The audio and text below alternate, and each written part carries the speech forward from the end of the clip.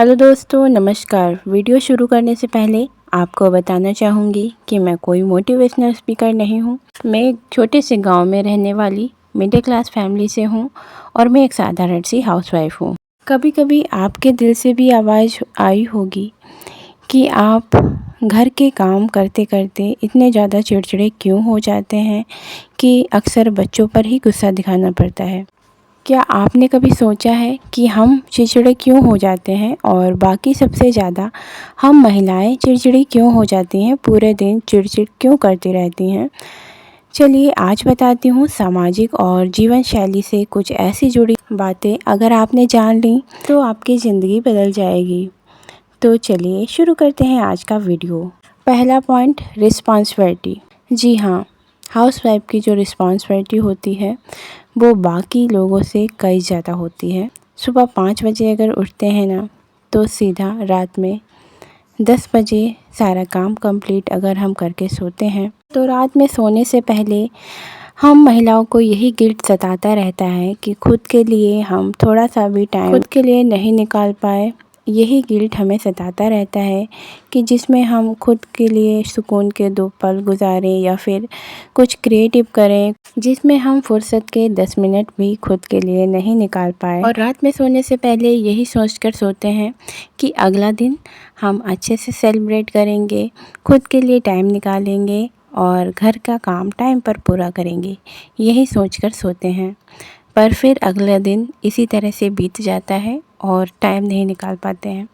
घर की जिम्मेदारियां कभी ख़त्म ही नहीं होती हैं और जब हम अपने मन की बात किसी को बता नहीं पाते हैं कि हम अपने ज़िंदगी को किस तरह से जीना चाहते हैं और सामने वाला व्यक्ति हमसे यह उम्मीद करता है कि हम मशीन की तरह लगे रहें, हम मतलब सब काम अपना परफेक्ट तरीके से कर रहे हैं, पर असल में हमारे दिमाग में क्या चल रहा है ये तो कोई समझने की कोशिश भी नहीं करता है। तो इसीलिए जो भी हमारी गुस्सा है ना वो चिड़चिड़ाहट के रूप में निकलती है। देखिए, समझदार इंसान वही होता है जो खुद के लिए भी टाइम निकालता है अपने काम को मैनेज करने के साथ। तो हमें ये सीखना पड़ेगा कि हमें खुद के लिए टाइम कैसे निकालना है। तो इसके लिए आपको ज़्यादा कुछ नहीं, बस खुद को मशीन समझना बंद कर देना है, क्योंकि हम महिलाओं को लगता है कि घर के सारे काम निपटा कर ही हम थोड़े से सुकून के पल अपने लिए निकालें, पर ऐसा मुमकिन नहीं होता है। तो इसके लिए हमें अपने काम को मैनेज करना पड़ेगा, क्या काम कब करना है ये समझना पड़ेगा। क्योंकि आप सब भी ये जानते होंगे, मशीन भी कभी ना कभी ख़राब होती है और उसको भी रिपेयरिंग की ज़रूरत होती है।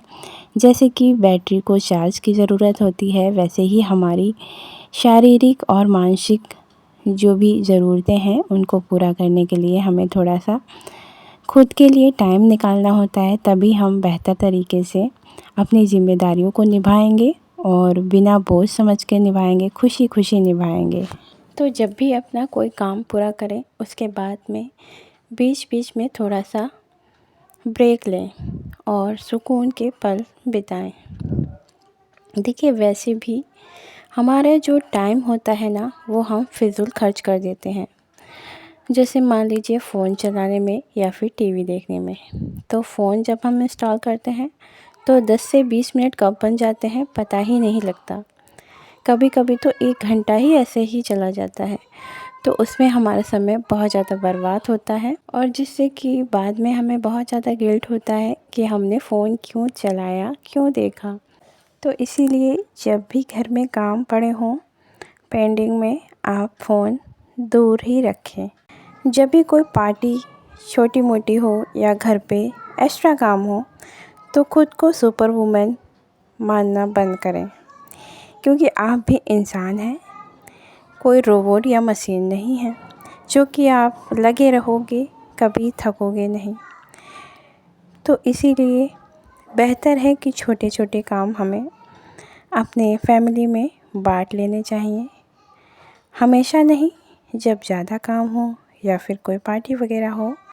कई बार जब हमारे यहाँ छोटी मोटी पार्टी वगैरह भी होती हैं तो पूरा काम से लेके खाना बनाने तक का पूरा ज़िम्मा खुद पर ले लेते हैं, जो कि बिल्कुल सही नहीं है। देखिए, सभी को सभी काम करना पसंद नहीं है, पर छोटे छोटे जो काम होते हैं उनमें हम मदद ले सकते हैं। एग्ज़ाम्पल के लिए बता रही हूँ, जब भी हम कोई खाना बनाते हैं पार्टी में तो उसके लिए काफ़ी तैयारी करनी पड़ती है, जैसे प्याज अदरक छीलना, काटना, टमाटर काटना या फिर मिक्सर से पीसना। इस तरह से छोटे छोटे से जो काम होते हैं, जब हम किसी से मदद ले लेते हैं तो हमारा काम थोड़ा सा आसान हो जाता है, जिस पे आपको ज़्यादा थकावट भी नहीं होगी और खुशी खुशी अपना काम कर पाएंगे। और उसी बीच में हम बीच बीच में पानी पी लें या फिर चाय पी लें, थोड़ा सा मतलब ब्रेक जब भी मिले तो अपना ध्यान रखना बिल्कुल ना भूलें।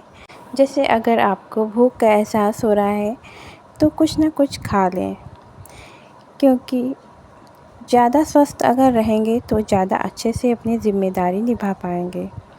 तो इसीलिए खुद का ध्यान रखना और ख़ुद को स्वस्थ रखना बहुत ज़्यादा ज़रूरी होता है। आप कितना भी काम कर लो, आप पर कोई ध्यान नहीं देगा कि आप सुबह से भूखे प्यासे लगे हो या किस तरह से काम कर रहे हो।